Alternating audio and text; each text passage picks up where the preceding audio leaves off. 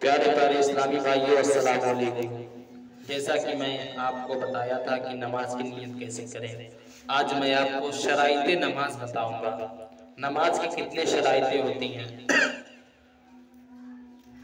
तरतीब से बताऊंगा। नमाज में तो 6 शराइत रखी गई, 6 शर्तें रखी गई हैं नमाज की शराइत, लेकिन मैं आपको तरतीब से बताऊंगा। नमाज के दुरुस्त और सही होने के लिए शरीयत इस्लामिया ने 6 शर्तें रखी हैं। तहारत यानी पाकी, पहला तहारत यानी पाकी, दूसरा सत्र औरत यानी पर्दे की जगह, तीसरा नमाज का वक्त होना, चौथा इस्तकबाले किबला, पांचवा नियत, छठा तकबीरे तहरीमा। इन तमाम शराइत का नाम नमाज से कब्ल पूरा करना लाजिम है। इनकी तफसील हस्बे ज़ील है। मैं आप लोगों को तफसील से बताऊंगा। पहला तहारत, नमाज के लिए नमाजी के जिस्म का पाक होना जरूरी है। बस अगर नमाज पढ़ने वाली औरत के बारे में बता रहे हैं, पढ़ने वाली या पढ़ने वाला मर्द के लिए, पढ़ने वाली के जिस्म पर, ये औरतों की किताब है इसलिए मैं औरतों को समझाना चाह रहा हूँ। पढ़ने वाली के जिस्म पर कोई निजासत गलीजा लगी हो, मसलन पेशाब, पाखाना, खून वगैरह, तो उसका धुंध लेना जरूरी है। यही हुक्म मर्द के लिए भी है, मर्द के लिए भी शराइत नमाज 6 ही है, नमाज की शर्तें 6 ही है, औरतों के लिए भी वही है। पेशाब, पाखाना, खून वगैरह तो उसका धो लेना जरूरी है, और जिसे गुस्ल की हाजत हो उसे गुस्ल कर लेना चाहिए। अगर वजू की जरूरत है तो वजू पढ़ने से पहले वजू जरूरी की नमाज पढ़ने से पहले वजू कर लेना जरूरी है। लिहाजा याद रखें, जिस्म जब तक निजासत हकीकी और हुक्मे से पाक ना होगा नमाज पढ़ना दुरुस्त नहीं होगी। जब तक जिस्म पाक नहीं होगा तब तक नमाज पढ़ना दुरुस्त नहीं है। दूसरा सत्र औरत यानी पर्दे की जगह। सत्र औरत का माने होता है पर्दे की जगह। नमाज में औरत पर चेहरा, हथेलियां और पैरों के अलावा बाकी तमाम जिस्म लिबास से छिपाना फर्ज है। तीसरा नमाज का वक्त, यानी जो नमाज पढ़नी चाहती है उसका वक्त होना जरूरी है। मसलन आज की असर पढ़नी चाहती है तो उसके लिए जरूरी है कि असर का वक्त शुरू हो जाए। अगर शुरू होने से पहले ही पढ़ ली तो नमाज ना होगी। नमाज के लिए भी शर्त है कि वक्त का होना जरूरी है। मर्द के लिए भी हुक्म यही है और औरत के लिए भी यही हुक्म है।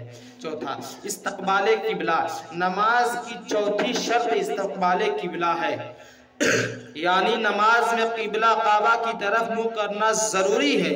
नमाज खालिस अल्लाह ताला ही के लिए पढ़ी जाती है और किसी को सजदा किया जाए सिर्फ मुंह काबा की तरफ होना चाहिए।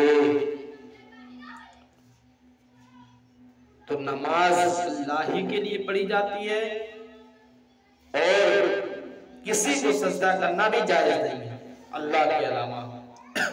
पांचवा नियत, पांचों शर्त नमाज की नियत करना है। नियत का माना लोगत में कसद इरादा है और शरीयत में किसी अमल को खालिस अल्लाह ताला की रजा के वास्ते अदा करने के पख्ते दिली इरादे को नियत कहते हैं। देखिए यहाँ बता दिया ना नियत के बारे में। नियत असल है, नमाज नियत ही से पढ़ी जाती है। अगर नियत पाक नहीं होगी तो नमाज कबूल नहीं होगी।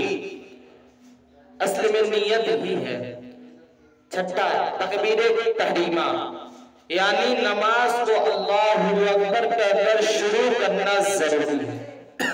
अगर नमाज शुरू करेंगे तो सबसे पहले अल्लाहु अकबर कहना जरूरी है। अल्लाहु अकबर कहते ही नमाज शुरू हो गई। अब नमाज के मनाने कोई काम किया, मसलन कुछ बोला या खाया पिया तो नमाज टूट जाएगी। नमाज की हालत में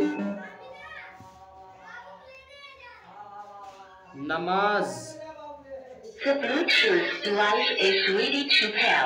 तकबीर तहरीमा के बाद अल्लाहु अकबर कहने के बाद अगर कोई शख्स मर्द या औरत कोई चीज खाती है या नमाज की हालत में बोलती है तो उसकी नमाज जाती रहेगी, उसकी नमाज टूट गई, उसको फिर से तकबीर तहरीमा करना पड़ेगा, यानी फिर से नमाज को दोहराना पड़ेगा, वरना उसकी नमाज नहीं होगी।